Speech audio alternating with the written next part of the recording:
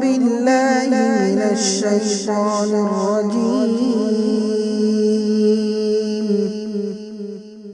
بسم الله الرحمن الرحيم وقال الله عز وجل لنفتنهم فيه ومن يعرض عن ذكر ربه يسلكه عذابا صعدا وأن المساجد لله فلا تدعوا مع الله أحدا. جیسا کہ ہماری جو کلاس چل رہی تھی سورۃ الجن کی آیت نمبر 16 تک کیا ہے ہماری تفسیر ہو چکی ہے. آج کی جو تفسیر ہے آیت نمبر 17 سے. آیت نمبر 17 میں اللہ تعالیٰ نے کیا بتایا؟ اللہ تعالیٰ یہ بتاتی ہیں کہ ہم مسلمانوں کو آزماتے ہیں. لوگوں کو اللہ تعالیٰ مال دے کر آزماتا ہے، وہ اللہ کی اطاعت کرتے ہیں یا نہیں دیکھتا ہے. کہ بھئی اللہ تعالیٰ صحت چھین کے آزماتا ہے، وہ دیکھتے ہیں کہ اللہ کی اطاعت کرتے ہی نہیں. یعنی کہ اللہ تعالیٰ کئی طریقے سے کہے کئی لوگوں کو اللہ تعالیٰ آزماتے ہیں. تو لیکن آزمائش میں کون کامیاب ہوتا ہے یہ اللہ تعالیٰ دیکھنا چاہتے ہیں. یہ پہلی اس آیت میں بیان کی گئی. دوسری جو بات بیان کی گئی اسی آیت میں وہ یہ کہ اگر کوئی شرک کرتا ہے تو اللہ تعالیٰ اسے جہنم میں داخل کریں گے. اللہ تعالیٰ اسے جہنم میں داخل کریں گے. دوسرا، اگر کوئی اللہ کی عبادت نہیں کرتا وہ بھی کیا ہے جہنم میں داخل ہوگا. تو یہاں جو ہے نا اور جہنم میں کیا ہے مخصوص ایک پہاڑ ہوگا. یہ تمام چیزیں تفسیر میں انشاءاللہ معلوم کریں گے. یہ مختصر ہے کہ اللہ تعالیٰ مومنوں کو آزماتا ہے، دیکھتے ہیں کہ وہ صبر کرتے ہیں، یہ اللہ تعالیٰ دیکھنا چاہتا ہے. دوسری جو بات ہے وہ یہ ہے کہ اللہ تعالیٰ جو ہے نا جو بھی توحید پر نہیں ہے اس کو کیا اللہ تعالیٰ جہنم میں داخل کرتے ہیں. دو باتیں اس آیت میں ذکر ہے. دیکھیے لِنَفْتِنَهُمْ فِيهِ، تاکہ نفتنگ کا مطلب آزمانا، ہم ان کو آزماتے ہیں. فی اللہ تعالیٰ جو ہے نا آزماتا ہے. اللہ تعالیٰ مال دے کر آزماتا ہے کہ وہ اطاعت کرتا ہے یا نہیں دیکھنا چاہتا ہے. اللہ تعالیٰ صحت دے کر آزماتے ہیں کہ دیکھتے ہیں کہ وہ اطاعت کرتے ہیں یا نہیں. یعنی کہ دنیا کی ہر چیز آزمائش، یاد رکھیں ہر چیز آزمائش. بچے آزمائش ہیں کیونکہ اللہ نے فرمایا کہ لا تلہکم اموالکم ولا اولادکم عن ذکر اللہ. یہ بچے جو ہے نا یہ بھی آزمائش ہے. ہم بچے کو صحیح راستے پہ لاتے ہیں یا نہیں. اگر ہم غلط راستے پہ بچے کو لائیں گے یہ بچے ہمارے لیے آزمائش بن جائیں گے، بلکہ کل قیامت کے دن بھی کیا ہے ان کی پکڑ ہوگی. دوسرا، ماں باپ آزمائش ہے. ماں باپ کی اطاعت کرتے ہیں یہ اللہ تعالیٰ دیکھتا ہے. اگر اطاعت کریں گے تو جنت ہے، نہیں اطاعت کریں گے تو جہنم ہے. تو اسی طرح جو ہے نا شوہر بیوی کے لیے آزمائش ہے، بیوی شوہر کے لیے آزمائش ہے. یعنی کہ بھائی بہن، یعنی کہ دنیا میں ہر انسان جو ہے نا آزمائش ہے. لیکن اللہ تعالیٰ دیکھنا چاہتا ہے کہ تم میں سے کون آزمائش پر صبر کرتا ہے. اسی وجہ سے حدیث میں آتا ہے کہ آپ صلی اللہ علیہ وسلم نے فرمایا کہ من یرد اللہ بہ خیرا یصب منہ، جس کے ساتھ اللہ تعالیٰ بھلائی کا ارادہ کرتا ہے، جس کو اللہ تعالیٰ پسند کرتا ہے، ایسے لوگوں کو اللہ تعالیٰ آزمائش دیتا ہے. اگر کوئی مسلمان آزمائش پر صبر کرتا ہے تو اللہ تعالیٰ اسے اتنا ثواب دیں گے. حدیث میں آتا ہے کہ شہداء سے بڑا مقام ہوگا اگر کوئی آزمائش پر صبر کرتا ہے. اگر کوئی آزمائش پر صبر کرتا ہے تو اسے شہداء سے بڑا مقام اللہ تعالیٰ دیں گے. جو شہداء اپنی جان کو اللہ کی راہ میں قربان کرتے ہیں، اس سے بڑا مقام کن کا ہوگا؟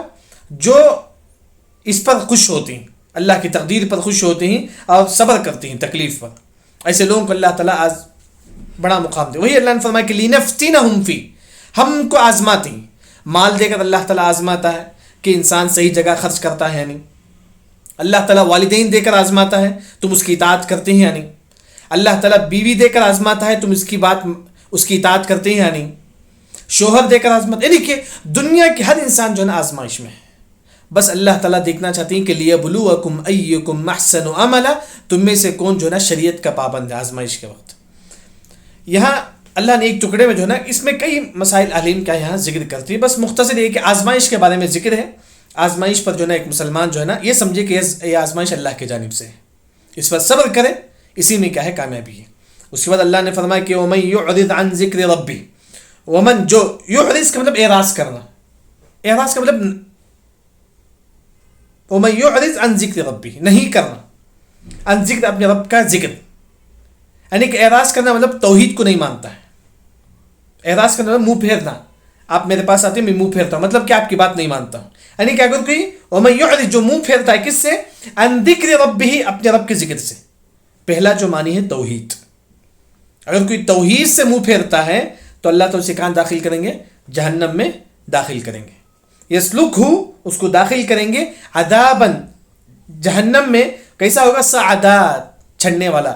صعدا کا ایک معنی ہے تکلیف، یعنی کہ بہت سخت عذاب میں کیا اسے داخل کریں گے. ایک معنی ہے کہ توحید. دوسرا جو ہے نا ومن، جو یعرض، جو اعراض کرتا ہے، یعنی کہ جو نہیں کرتا ہے کیا؟ ان ذکر ربی، اپنے رب کے ذکر کو. یہاں جو ہے نا اہل علم نے فرمایا کہ قرآن کی تلاوت، دوسری جو تفسیر ہے قرآن کی تلاوت. اگر کوئی قرآن کی تلاوت نہیں کرتا ہے، قرآن سمجھ کر نہیں پڑھتا ہے، یسلکہ عذابا صعدا، ایسے لوگوں کو بھی اللہ تعالیٰ جہنم میں داخل کریں گے. دوسری جو تفسیر ہے. ذکر کا ایک جو معنی ہے توحید ہے، ایک اور جو معنی ہے وہ کیا ہے؟ قرآن کی تلاوت ہے. ایک اور جو معنی اہل علم نے فرمایا کہ عام معنی ذکر ہے، سبحان اللہ، الحمدللہ، اللہ اکبر، لا الہ الا اللہ. یعنی کہ بعض تفاسیر میں آپ دیکھیں گے انہوں نے کہا کہ جب یہ آیت اگر کوئی انسان پڑھتا ہے، اس آیت میں کیا بتایا گیا ہے؟ جو بھی ذکر نہیں کرتا وہ جہنم میں داخل ہوگا. تو کم از کم یہ آیت پڑھتے وقت ہم یہ پڑھ لو کہ اللہ کا ذکر کرو، لا الہ الا اللہ، سبحان اللہ، الحمدللہ، اللہ اکبر. اگر کوئی ذکر کر لے گا تو انشاءاللہ اس آیت سے کیا ہے وہ بچ جائے گا. ایک ہے کافروں کے لیے ہے، ایک ہے مسلمانوں کے لیے. مسلمانوں کے لیے کیا ہے؟ قرآن کی تلاوت ہے، اللہ کی عبادت ہے، 5 وقت کی نماز ہے. اسی طرح جو ہے نا یہ عام جو ذکر ہے. یہاں ایک بات دیکھیے، اللہ نے فرمایا کہ لِنَفْتِنَهُمْ فِيهِ، ہم آزماتے ہیں. پھر اللہ نے ذکر کا ذکر کیا، لِنَفْتِنَهُمْ فِيهِ، ہم مسلمانوں کو آزماتے ہیں. پھر اس پر اللہ نے فرمایا کہ وَمَن يُعْرِضْ عَنْ ذِكْرِ رَبِّهِ، جو اپنے رب کے ذکر سے اعراض کرتا ہے. یعنی کہ کبھی انسان جو ہے نا آزمائش کے وقت جو ہے نا دین سے دور ہو جاتا ہے. وہی اللہ نے یہاں فرمایا کہ لِنَفْتِنَهُمْ فِيهِ، ہم ان کو آزماتے ہیں. پھر انسان کیا کرتا ہے؟ وَمَن يُعْرِضْ، جو اعراض کرتا ہے اپنے رب کے ذکر سے. یعنی کہ آزمائش کے وقت انسان جو ہے نا دین سے دور ہو جاتا ہے. جبکہ شریعت یہ کہتی ہے جتنا آپ کو آزمائش ملے اتنا ہی زیادہ آپ دین سے قریب ہو جاؤ. جتنی ہماری زندگی میں مصیبت آئے اتنا ہی ایک مسلمان جو ہے نا دین سے قریب ہونا چاہیے. یہی اصل چیز ہے شریعت میں. شریعت میں اصل یہ ہے کہ جتنا انسان کو آزمائے، اللہ تعالیٰ جتنا اسے آزماتا ہے، چاہے مال کے ذریعے سے ہو، چاہے اولاد کے ذریعے سے ہو، چاہے صحت کے ذریعے سے ہو، کسی کے ذریعے سے اگر اللہ تعالیٰ آزماتا ہے، جتنا ایک مسلمان کو اللہ تعالیٰ آزمائے اتنا ہی ایک مسلمان جو ہے نا اللہ سے قریب ہونا چاہیے. کیونکہ اس کا حل کہاں ہے؟ رب کے پاس ہے. اللہ ہی حل ہے. رب اگر حل کرے گا تو حل کرے گا بس. اسی وجہ سے اللہ نے فرمایا کہ اکثر لوگ کیا کرتے ہیں؟ فتنے کے وقت، آزمائش کے وقت جو ہے نا اللہ کے ذکر سے دور ہو جاتے ہیں. جتنا ہم کو مصیبت آئے اس سے زیادہ ہم کیا ہے؟ اللہ کی طرف کیا ہم کو دوڑنا چاہیے. یہاں دیکھیے اللہ نے فرمایا کہ وَمَن يُعْرِضْ عَنْ ذِكْرِ رَبِّهِ، جو اعراض کرتا ہے اپنے رب کے ذکر سے، یعنی کہ توحید، جو توحید مطلب اسلام نہیں قبول کرتا ہے، یسلکہ، اس کو داخل کریں گے، عذاباً، ایسے عذاب میں، صعدا بولتی ہیں عربی زبان میں، چھڑنے کو بولتے ہیں، چھڑنے والا عذاب. کیا مطلب ہے؟ مفسرین کہتے ہیں کہ پہاڑ ہوگا جہنم میں. جہنم میں ایک پہاڑ ہوگا، وہ پہاڑ اتنا گرم ہوگا اگر کوئی انسان اس پر ہاتھ بھی رکھے گا تو گرم کی وجہ سے ہاتھ پگھل جائے گا. ہاتھ پگھل جائے گا. یعنی کہ ایسے پہاڑ میں جو ہے نا چھڑایا جائے گا اس کو، وہ اوپر تک چڑھے گا پہاڑ کے اوپر، پھر اس کو نیچے گرایا جائے گا، پھر دوبارہ کیا اللہ کے حکم سے اسے چھڑایا جائے گا، پھر وہ نیچے. یعنی کہ چھڑنے کا عذاب بھی ہے، ایسا کہ ٹھنڈے پانی کا عذاب ہے. ہاں، اسی طرح یہاں جو ہے نا پہاڑ کا عذاب ہوتا ہے. پہاڑ اتنا گرم ہوگا اس کے اوپر چھڑنے کا کیا اسے کہا جائے گا، وہ بھی کیا ہے؟ عذاب. وہی اللہ نے فرمایا کہ یسلکہ، اس کو داخل کر دیا جائے گا، عذاب، ایسے عذاب میں، صعدا، جو چھڑی جاتی، جو چھڑنے والی، جو پہاڑ جیسا ہوتا ہے اس پہ چھڑنے کو کہیں گے. یہ پہاڑ پورا انگار ہوگا جہنم میں، اس پر کیا اسے چھڑنے کا حکم دیا جائے گا. یعنی کہ آیت نمبر 17 میں اللہ نے آزمائش کا ذکر کرتے ہیں. دوسری بات یہ ذکر کرتے ہیں کہ ایک مسلمان اکثر کیا ہوتا ہے؟ آزمائش کے وقت اللہ کے ذکر سے منہ موڑتا ہے. مصیبت آئی نماز چھوڑ دیتا ہے، مصیبت آئی صدقہ چھوڑ دیتا ہے، مصیبت آئی یا نہیں، جتنی مصیبت آئی اس سے بڑھ کر ایک مسلمان جو ہے نا اللہ کی اطاعت کرے. اس کے بعد آیت نمبر 18 میں یہ بتایا گیا ہے کہ مسلمان جو ہے نا مسجد میں خاص اللہ ہی کو پکارے. مسجد میں خاص کیا ہے؟ ایک مسلمان جو ہے نا اللہ ہی کو پکارے. دیکھیے آسان آیت، وَأَنَّ، بے شک، المساجد، مسجد کا مطلب مسجد ہے، مسجد کی جمع ہے. جتنے بھی مساجد ہیں وہ کس کے ہیں؟ للہ، اللہ کے لیے. تمام مساجد وہ اللہ کے لیے. مسجد میں کیا ہونا چاہیے؟ فلا تدعو، تم نہ پکارو، مع اللہ، اللہ کے ساتھ، احدا، کسی دوسرے کو. اگر کوئی مسجد میں بیٹھ کر بولتا ہے کہ فلاں ولی مجھے پیسہ دے دے، فلاں پیر مجھے پیسہ دے دے، آپ بیٹھے ہی مسجد میں پکارتے ہیں فلاں پیر کو، فلاں درگاہ والے کو، یہ سب جائز ہے، شرک ہے. وہی اللہ نے فرمایا کہ وَأَنَّ الْمَسَاجِدَ، بے شک جو مسجد ہے، للہ، اللہ کے لیے ہے. فلا تدعو مع اللہ احدا، تم اللہ کے ساتھ کسی کو نہ پکارو، شرک نہ کرو. تم کیا ہے؟ شرک نہ کرو. اصل کیا آیت کا بیک گراؤنڈ کیا ہے؟ یہودی جو ہے نا، جیسا کہ ہمارا جہاں ہم عبادت کرتے ہیں وہ کیا ہے؟ مسجد ہے. یہودی جہاں عبادت کرتے ہیں، جیسا کہ عیسائی جہاں عبادت کرتے ہیں، آپ دیکھیں گے وہاں جا کر جو ہے نا عیسائی جو ہے نا شرک کرتے ہیں.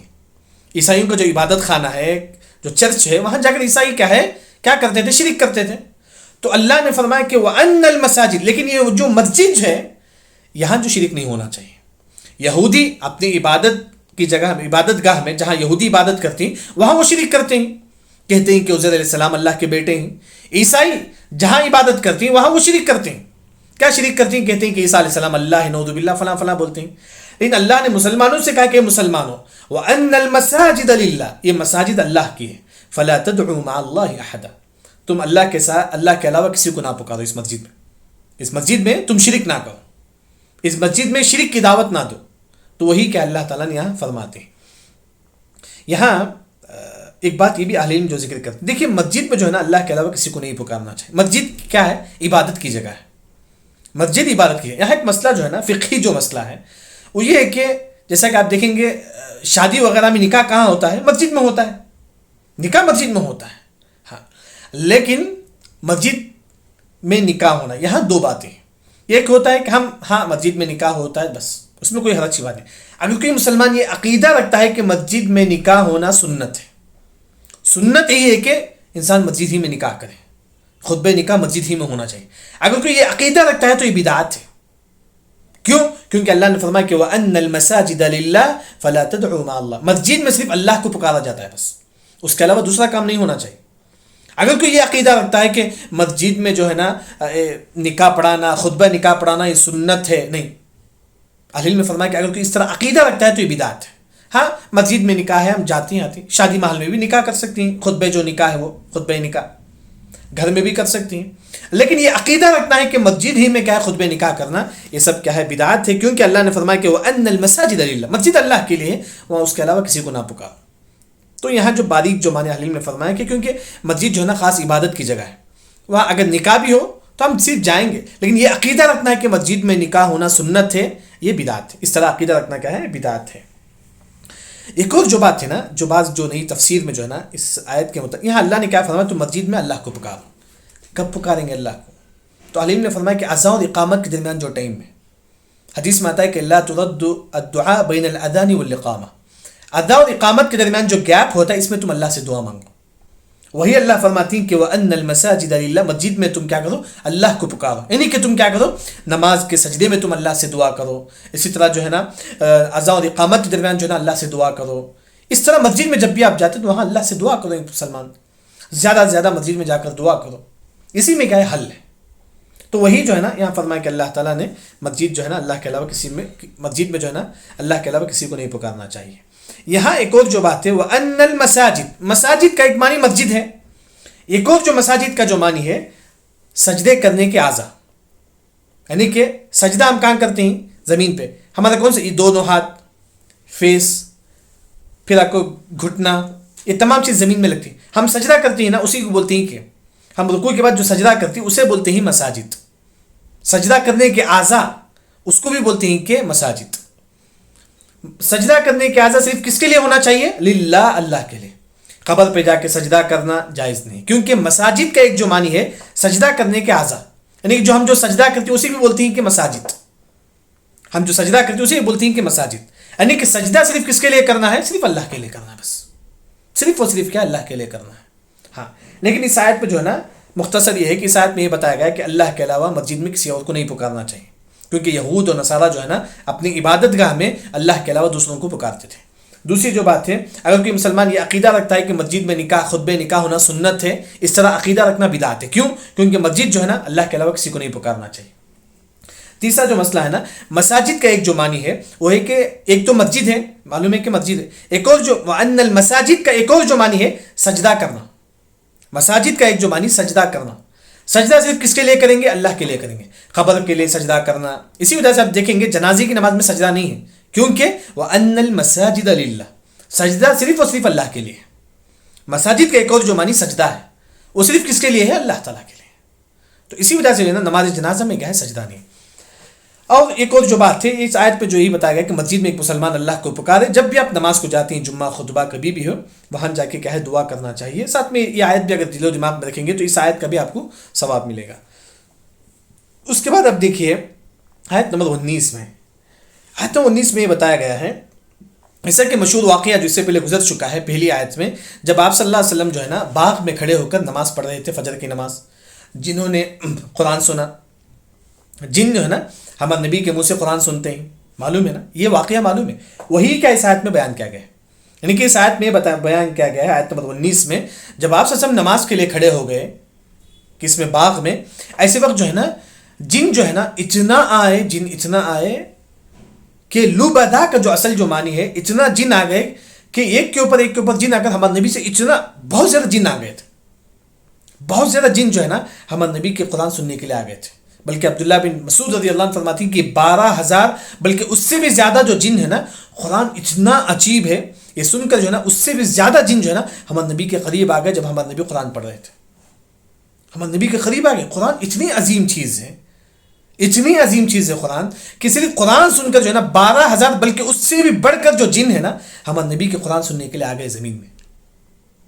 اتنا مطلب بھیڑ ہو گیا تھا زمین میں، یعنی کہ ہمارے نبی کے اتنا، لیکن ہمارے نبی کو نہیں دکھا، لیکن اللہ نے فرمایا کہ اتنے زیادہ جن ہو گئے تھے کہ آپ کے قریب بہت زیادہ ہو گئے تھے. دیکھیں وہیں یہاں اللہ نے فرمایا کہ دیکھیں وَأَنَّهُ، بے شک، لما جب، قام کھڑے ہوئے، کون؟ عبداللہ، اللہ کے بندے. عبداللہ کا معنی یہاں محمد صلی اللہ علیہ وسلم ہے. عبداللہ کا معنی کیا ہے؟ محمد صلی اللہ علیہ وسلم. جب محمد صلی اللہ علیہ وسلم کھڑے ہوئے کس کے لیے؟ یدعو، عبادت کے لیے. کیا؟ نماز پڑھ رہے تھے. یدعو کا مطلب پکارنا اللہ کے، نہیں کہ نماز پڑھتے. جب آپ صلی اللہ علیہ وسلم نماز کے لیے کھڑے ہو گئے، معلوم ہے مشہور واقعہ، جب آپ صلی اللہ علیہ وسلم نماز کے لیے کھڑے ہو گئے تو جن نے انہیں قرآن سنا، وہی آپ صلی اللہ علیہ وسلم کیا ہے نماز کے لیے کھڑے ہو گئے. کادو، قریب ہے کہ، یکونون، ہو جائے، علیہ، آپ پر، کس پر؟ محمد صلی اللہ علیہ وسلم پر، لیبادا کا جو معنی ہے، سب سے پہلے یہ سمجھو. ایک مثال آپ کو دیتا ہوں. ہندوستان میں شیخ سدیس آ گئے، امام حرم سدیس آ گئے، تو لوگ کس طرح جائیں گے دیکھنے کے لیے؟ کتنی بھیڑ ہوگی، کتنی بھیڑ ہوگی. پورے انڈیا والے آ جائیں گے دیکھنے کے لیے، شیخ سدیس کو آ جائیں گے. امام حرم میں اتنی بڑی شخصیت ہے، پورے لوگ کیا دیکھنے کے لیے آ جائیں گے. لوگ کیا کریں گے؟ بھیڑ کو کنٹرول کریں گے، اتنی زیادہ بھیڑ ہو جائے گی. تو لبدا کا معنی وہی ہے، جب ہمارے نبی قرآن پڑھ رہے تھے اتنے زیادہ فرشتے آ گئے تو اللہ نے فرمایا کہ لبدا، اتنے زیادہ فرشتے آ گئے تھے، ایک کے اوپر ایک فرشتے، 12,000 بلکہ اس سے بھی زیادہ فرشتے آ گئے تھے قرآن سننے کے لیے. اتنا بھیڑ جم گیا تھا. لبدا کا معنی وہی ہے کہ قرآن سننے کے لیے بہت سارے فرشتے جو ہے نا آسمان سے آ گئے تھے اور بہت بڑی بھیڑ کیا جم گئی تھی. لبدا کا معنی وہی. کادو، قریب ہے کہ آپ پر جو ہے نا یہ بھیڑ جم جائے. معلوم ہے کہ کوئی شخصیت آتا ہے کہ لوگ کیا کبھی کبھی بھیڑ میں کیا ہے اس کو بھی گرا دیتے ہیں. ایک انسان کوئی آ جاتا ہے باہر سے، لوگ اسے دیکھنے کے لیے کیا ہے اتنا بھیڑ آتا ہے، کبھی کبھی کیا ہے وہ تمام لوگ اس کے اوپر گر جاتے ہیں، مطلب اتنا بھیڑ ہوتا ہے. لبدا کا معنی وہی ہے کہ اتنا بھیڑ ہو گیا جنوں کا. ہمارے نبی جب قرآن پڑھ رہے تھے اتنے جن آ گئے تھے ہمارے نبی کے قرآن سننے کے لیے، اتنی بھیڑ ہو گئی تھی، ہو سکتا ہے کہ ہمارے نبی کے قریب ہو جائے تمام لوگ. لبدا کا معنی وہی ہے، فرشتوں کا بھیڑ کیا ہے جم گیا تھا ہمارے نبی کی قرآن کو سننے کے لیے. کہ قرآن سننا بہت بڑی عبادت ہے، یاد رکھیں، بہت بڑی عبادت ہے. انسان اگر سکون چاہتا ہے تو قرآن پڑھو، اس کے علاوہ کہیں سکون نہیں ملے گا، یاد رکھیں. وہی اللہ نے فرمایا کہ وَأَنْ أَلَا بِذِكْرِ اللَّهِ تَطْمَئِنُّ الْقُلُوبُ. سکون چاہتے ہو تو قرآن پڑھو. سکون اصل کس میں؟ قرآن میں. تو وہی جو ہے نا جن جو ہے نا ایک قرآن ایک عجیب چیز ہے، وہ سننے کے لیے کہنا پورے فرشتے دیکھتے 12,000 بلکہ اس سے بھی زیادہ فرشتے جو ہے نا ہمارے نبی کے قریب آ کر کے قرآن سننے لگے. وہی اللہ نے فرمایا کہ وَأَنَّهُ لَمَّا قَامَ عَبْدُ اللَّهِ، بے شک جب قام کھڑے ہو گئے عبداللہ، اللہ کے بندے، کون؟ محمد صلی اللہ علیہ وسلم، یدعو، عبادت کر رہے تھے، یعنی کہ نماز پڑھ رہے تھے. کادو، قریب ہے کہ یکونون، ہو جائے، علیہ، ہمارے نبی پر، لبدا، یعنی کہ اتنی بھیڑ ہو گئی تھی، ہو سکتا ہے کہ پورے لوگ ہمارے نبی کو پر آ جائے. اتنی بھیڑ ہو گئی قرآن سننے کے لیے. فرشتے کیا ہے 12,000 بلکہ اس سے بھی زیادہ فرشتے جو ہے نا ہمارے نبی کے قرآن سننے کے لیے آ گئے. تھوڑا مائک آف کر لیجیے، واللہ المستعان.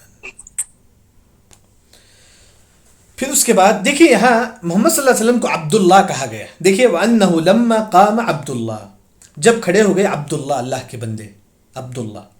محمد صلی اللہ علیہ وسلم کو اللہ نے فرمایا کہ عبداللہ، یعنی کہ عبداللہ جو نام اللہ تعالیٰ کو سب سے پسندیدہ نام ہے. اللہ تعالیٰ کے ناموں میں اللہ تعالیٰ کو سب سے پسندیدہ نام کون سا ہے؟ عبداللہ، عبد الرحمن. احب الاسماء الی اللہ عبداللہ و عبد الرحمن. سب سے پسندیدہ جو نام ہے اللہ تعالیٰ کو عبداللہ عبد الرحمن. تو اسی وجہ سے اللہ نے اپنا جو سب سے پسندیدہ نام ہے وہی نام اللہ تعالیٰ محمد صلی اللہ علیہ وسلم کو بھی کہتے ہیں کہ لما قام عبداللہ، جب عبداللہ کھڑے ہوئے. کون؟ محمد صلی اللہ علیہ وسلم. عبداللہ کا معنی کیا ہے؟ اللہ کے بندے. محمد صلی اللہ علیہ وسلم بھی اللہ کے بندے ہیں. بلکہ آپ دیکھیں گے معراج کا جو واقعہ ہوا تھا وہاں بھی اللہ نے فرمایا کہ محمد میرا بندہ ہے. سبحان الذی اسرا بعبدہ، میں نے اسرا کیا بعبدی، میرے بندے کو. اللہ نے فرمایا کہ میرا بندہ ہے محمد صلی اللہ علیہ وسلم. اس سے محمد صلی اللہ علیہ وسلم کا مقام معلوم ہوتا ہے کہ اللہ نے فرمایا کہ بعبدی، میرا بندہ ہے محمد صلی اللہ علیہ وسلم. وہاں بھی یہاں بھی اللہ نے فرمایا کہ لما قام عبداللہ یدعوہ کادوا یکونون علیہ لبدا. اس کے بعد آیت نمبر 20 میں اتنا بتایا گیا ہے کہ آپ صلی اللہ علیہ وسلم نے فرمایا کہ میں کبھی بھی شرک نہیں کروں گا. آیت نمبر 20 میں آپ صلی اللہ علیہ وسلم نے یہی فرمایا کہ میں ہمیشہ اللہ ہی کو پکاروں گا، اس کے ساتھ کسی کو شریک نہیں کروں گا. یعنی کہ شرک نہیں کروں گا، اللہ کے علاوہ کسی اور کے سامنے سجدہ نہیں کروں گا. یعنی کہ تمام وہی آیت نمبر 20 میں وہی بتایا گیا. دیکھیے قل، اے نبی آپ کہہ دو، قل کہہ دو، یعنی کہ کہہ دو انما، بے شک. ہمارے نبی نے فرمایا کہ انما کا مطلب بے شک.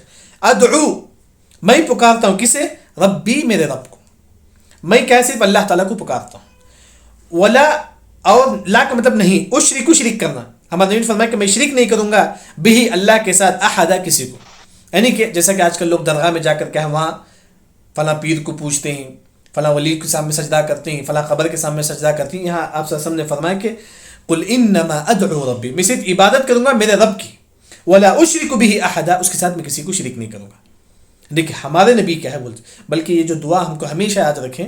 دیکھیں ہم وجنبنی وبنی ان نعبد الاصنام، وجنبنی وبنی، اللہ تعالیٰ مجھے بھی شرک سے بچا دے، میرے بچوں کو بھی شرک سے بچا دے. یہی اصل چیز یاد رکھیں ہماری زندگی میں. شرک سے کیا ہے، بلکہ کبھی کبھی کیا ہوتا ہے کہ ہمارے عمل میں کچھ شرک آ جاتا ہے جسے ہم کو معلوم نہیں ہوتا ہے. وہ دعا بھی ہم یاد رکھیں کہ آپ صلی اللہ علیہ وسلم نے فرمایا کہ اللہم انی اعوذ بک ان اشرک بک وانا اعلم واستغفرک لما لا اعلم. اللہ تعالیٰ میں اس شرک سے بھی پناہ مانگتا ہوں جس کو میں نہیں جانتا. کبھی کبھی ہو جاتا ہے غلطی سے، جیسا کہ ہم بولتے ہیں کہ فلاں ڈاکٹر کی وجہ سے میری بیماری کم ہو گئی. شرک ہے، یہ شرک ہے، شرک ہے. بولتے ہیں کہ ہاں یہ ڈرائیور کی وجہ سے آج کے ہم ایکسیڈنٹ سے بچ گئے، حادثہ سے بچ گئے. یہ ڈرائیور اچھا چلاتا ہے، اس وجہ سے ہم کیا ہے ایکسیڈنٹ سے بچ گئے، حادثے سے بچ گئے. یہ شرک ہے. آپ کو بچانے والا اللہ تعالیٰ ہے. یعنی کہ کبھی کبھی ہماری زبان سے شرک کے الفاظ نکل جاتے ہیں، لیکن ایک مسلمان جو ہے نا ہمیشہ دعا کرے کہ اللہم انی اعوذ بک، اللہ تعالیٰ میں اس شرک سے ہی پناہ مانگتا ہوں جس کو میں نہیں جانتا ہوں، غلطی سے ہو گیا. ہم بولتے ہیں کہ یہ دوا کھانے کی وجہ سے میری بیماری کم ہو گئی. یہ شرک ہے. شفا دینے والا اللہ تعالیٰ ہے. ہم یہ سمجھیں کہ شفا دینے والا اللہ تعالیٰ ہے، اللہ ہی نے دوا دیا ہے تو اس میں شفا ہو جائے. اسی دوا کی وجہ سے وہ ڈاکٹر نہیں ہوتے تو میری موت ہو جاتی تھی. اچھا یہ کون سی بات؟ یہ شرک ہے. موت حیات تمام اللہ کے ہاتھ میں، ڈاکٹر کے ہاتھ میں تھوڑی ہے. یعنی کہ کئی ایسے مثالات جو ہے نا، کئی ایسے مثال جو ہے نا صالح الحمید حافظ اللہ جو ہے نا اپنی تحقیق میں ذکر کرتے ہیں. بس ایک چند مثال آپ کے سامنے ذکر کرتے ہیں کہ ہمارے معاشرے میں کس طرح شرک ہوتا ہے. اسی وجہ سے اللہ نے فرمایا کہ وما یؤمن اکثرهم باللہ الا وهم مشرکون. کئی ایسے مسلمان جو کیا شرک کرتے ہیں. یاد رکھیں اللہ نے فرمایا کہ مسلمانوں کی جو میجارٹی جو ہے نا وہ کیا ہے شرک کرتی ہے، مسلمانوں کی میجارٹی. تو وہی ہمیں شرک سے کیا ہمیشہ ایک مسلمان جو ہے نا دعا کرنا چاہیے شرک سے بچنے کی. اس کے بعد آیت نمبر 20 میں آپ صلی اللہ علیہ وسلم جو ہے نا تمام لوگوں سے کہتے ہیں تم کو نقصان پہنچتا ہے تو اسے میں نہیں ہٹا سکتا. آپ صلی اللہ علیہ وسلم نے فرمایا کہ اگر تم کو نقصان پہنچے تو اسے میں کیا ہٹا نہیں سکتا، کیونکہ اللہ ہی کے ہاتھ میں، نفع نقصان اللہ کے ہاتھ میں. پھر آپ صلی اللہ علیہ وسلم نے فرمایا کہ آپ کو ہدایت دینا ہے یہ بھی میرا ہاتھ میں نہیں ہے، آپ کو گمراہ کرنا ہے یہ بھی میرے ہاتھ میں نہیں. یہ تمام چیز اللہ کے ہاتھ میں، یعنی کہ نفع نقصان یہ بھی اللہ کے ہاتھ میں ہے، آپ کو ہدایت دینا، آپ کو گمراہ کرنا یہ بھی اللہ کے ہاتھ میں ہے. آپ صلی اللہ علیہ وسلم نے فرمایا کہ میرے ہاتھ میں کیا ہے، کچھ بھی نہیں ہے. وہی آپ صلی اللہ علیہ وسلم فرماتے ہیں آیت نمبر 21 دیکھیے قل کہہ دو، آپ اے نبی آپ کہہ دو انی بے شک میں، آپ صلی اللہ علیہ وسلم بولتے ہیں کہ بے شک میں لا املکو میں طاقت نہیں رکھتا، لا نہیں املکو میں طاقت نہیں رکھتا کس کا، لکم تمہارے لیے ضررن کوئی نقصان کا. یعنی کہ میں آپ کو نقصان پہنچاؤں یہ میرے طاقت میں نہیں ہے، میں چاہے تو آپ کو نقصان پہنچاؤں یہ نہیں ہو سکتا، کیونکہ اللہ تعالیٰ چاہے تو ہی ہو سکتا ہے. اس کا الٹا کیا ہوا، اس کا الٹا معنی ہے کہ میں آپ کو چاہے تو بھی نفع نہیں پہنچا سکتا ہوں، کیونکہ اللہ تعالیٰ چاہے تو ہی ہو سکتا ہے. اللہ تعالیٰ چاہے تو ہی ہو سکتا ہے، ہمارے ہاتھ میں کچھ بھی نہیں. آپ کو نفع پہنچانا، آپ کو نقصان پہنچانا، جب ہمارے یہاں دیکھیے آپ صلی اللہ علیہ وسلم بولتے ہیں کہ میرے ہاتھ میں یہ نہیں ہے کہ آپ کو نفع نقصان پہنچاؤں، تو ہمارا ہاتھ میں کہاں ہے؟ اب لوگ بولتے ہیں کہ فلاں ولی کیا ہے ہمارا نفع نقصان کر سکتے ہیں، فلاں پیر کیا ہے ہمارا نفع نقصان کر سکتے ہیں، فلاں عالم جو ہے نا ہم کو نفع پہنچا سکتے ہیں، ہم کو نقصان پہنچا سکتے ہیں. یہ کون سی بات؟ ہمارے نبی خود کہتے ہیں کہ لا املک لکم ضرا، میرے ہاتھ میں نہیں ہے کہ میں تم کو نقصان پہنچا سکتا ہوں، تم کو نفع پہنچا سکتا ہوں. جب ہمارے نبی کے ہاتھ میں نہیں ہے تو کس کے ہاتھ میں؟ کسی کے ہاتھ میں نہیں، اللہ کے علاوہ. پھر ہم نے فرمایا کہ ولا رشد، نہ ہی ہدایت کا، ولا رشد یعنی کہ آپ کو ہدایت پہنچانا یہ میرے ہاتھ میں نہیں ہے، آپ کو گمراہ پہنچانا یہ میرے ہاتھ میں نہیں ہے. کس کے ہاتھ میں؟ اللہ تعالیٰ کے ہاتھ میں. آپ دیکھتے ہیں کئی لوگ بولتے ہیں کہ میں کئی مرتبہ سمجھانے کے باوجود بھی ہدایت پر نہیں آتا ہے. کیوں؟ کیونکہ ہمارے ہاتھ میں نہیں ہے ہدایت کا. کس کے ہاتھ میں؟ اللہ تعالیٰ کے ہاتھ میں. اللہ تعالیٰ چاہے تو اسے ہدایت مل سکتا ہے، اللہ تعالیٰ چاہے تو یہ کیا وہ گمراہ ہوگا، یہ اللہ کے ہاتھ میں ہے. بس ہم یہ دعا کریں گے کہ اللہ تعالیٰ تو فلاں شخص کو ہدایت دے دے، بس ہم کو کیا صرف کیا اتنا دعا کرنا ہے. اس کے بعد جو ہے نا آیت نمبر 22 دیکھیے. قل اے نبی آپ کہہ دو، قل اے نبی آپ کہہ دو انی بے شک میں. آیت نمبر 22 میں صرف اتنا بتایا گیا ہے کہ ہمارے نبی نے فرمایا کہ اگر اللہ تعالیٰ مجھے عذاب دینا چاہے تو کوئی نہیں بچا سکتا اس دنیا میں. ہمارے نبی کہتے ہیں کہ اگر اللہ تعالیٰ مجھے عذاب دینا چاہے تو دنیا میں کوئی انسان مجھے نہیں بچا سکتا. ہاں پھر ہمارے نبی نے یہ فرمایا کہ اگر میں بچنا چاہے تو اللہ کے علاوہ کوئی مجھے نہیں بچا سکتا، اللہ کے علاوہ کوئی مجھے نہیں بچا سکتا. یعنی کہ ہمارے نبی نے فرمایا کہ اگر اللہ تعالیٰ عذاب بھی دینا چاہے تو اللہ کوئی دنیا والے آ کر مجھے نہیں بچا سکتے. ہاں اسی طرح میں اگر کہیں جا کر چھپنا چاہتا ہوں اللہ کے علاوہ کہیں بھی نہیں چھپ سکتا. ہو سکتا ہے کہ دنیا میں وہ گھر میں چھپ جائے تو ہم بچ جائیں گے، وہ گھر میں چلے جائے تو ہم بچ جائیں گے پولیس سے، لیکن اللہ سے تو نہیں بچ سکتے. وہی کیا ہے آپ صلی اللہ علیہ وسلم نے یہاں فرمایا. دیکھیے قل اے نبی آپ کہہ دو، ہمارے نبی نے فرمایا کہ انی بے شک میں، لن ہرگز، یجیرنی مجھے کوئی پناہ نہیں دے سکتا، من اللہ اللہ سے، احدا کوئی. یعنی کہ یجیرنی کے مطلب آسان جو معنی ہے بچا نہیں سکتا. یجیرنی کے مطلب اگر اللہ تعالیٰ مجھے عذاب دے، احد کوئی بچا نہیں سکتا. یعنی کہ ہمارے نبی کو اللہ تعالیٰ اگر عذاب دے تو کوئی بچا سکتا ہے نہیں. ہمارے نبی کو، جب میں اور آپ کون نہیں، جب ہمارے نبی کو عذاب دے تو کوئی بچا نہیں سکتا تو میں اور آپ، بلکہ ہمارے نبی کیا صحابہ کی دھول کے برابر بھی ہم لوگ نہیں. یعنی کہ وہی یہاں جو ہے نا ہمارے نبی نے خود فرمایا کہ اگر اللہ تعالیٰ عذاب دے تو میں نہیں بچا سکتا. ہمارے نبی نے خود فرمایا کہ اگر اللہ تعالیٰ مجھے عذاب دے تو میں اپنے آپ کو نہیں بچا سکتا اللہ تعالیٰ. قل ہمارے نبی نے فرمایا کہ انی بے شک میں، لن یجیرنی کوئی مجھے نہیں بچا سکتا، من اللہ اللہ سے، احدا کوئی. احدا مطلب کوئی. اگر اللہ تعالیٰ محمد صلی اللہ علیہ وسلم کو عذاب دینا چاہے دنیا کا کوئی انسان اللہ محمد صلی اللہ علیہ وسلم کو نہیں بچا سکتا. پھر ولن اجد من دونہ ملتحدا، اور کیا ہے ولن ہرگز، اجد نہیں پاتا ہوں، من دونہ اللہ کے علاوہ، ملتحدا کا مطلب جائے پناہ، مطلب جس کی وجہ سے مجھے پناہ مل. جیسا کہ دنیا میں جو ہے نا پولیس سے بچ کر ہم کیا کرتے ہیں، گھر میں چھپ جاتے ہیں، بچ گئے. لیکن کیا ہے اگر اللہ تعالیٰ چاہے تو کہ اللہ کے علاوہ کہیں پناہ نہیں ہے. ولن اجد من دونہ ملتحدا، میں نہیں پاتا ہوں اس کے علاوہ کوئی کیا ہے پناہ، کوئی پناہ. نہیں کہ بچا انسان اگر دوڑ کو بھی جائے تو کیا ہے نہیں بچ سکتا اللہ سے. ملتحدا کا اصل جو معنی ہے کہ ہم دنیا میں گھر میں آ کر چھپ جائیں گے تو پولیس سے بچ جائیں گے، اللہ سے بچ گئے نہیں. وہی آپ سے نے فرمایا کہ اللہ سے اگر بھاگ بھی چل جاؤں میں، لیکن کیا ہے میں اللہ کے علاوہ کوئی اور کیا ہے مجھے نہیں بچا سکتا، اللہ کے علاوہ کوئی کیا ہے مجھے نہیں بچا. ولن اجد نہیں پاتا ہوں میں، من دون اللہ کے علاوہ، ملتحدا کوئی پناہ کی جگہ. یعنی کہ پناہ کی جو جگہ جو ہے نا اللہ ہی ہے، اللہ ہی کیا ہے میری حفاظت کرنے والا ہے، اللہ ہی کیا ہے مجھے عذاب سے بچانے والا ہے. یہ تمام چیز جو ہے نا یہاں تک کہ آج کی تفسیر میں کیا ہے ہو گئی. الحمدللہ.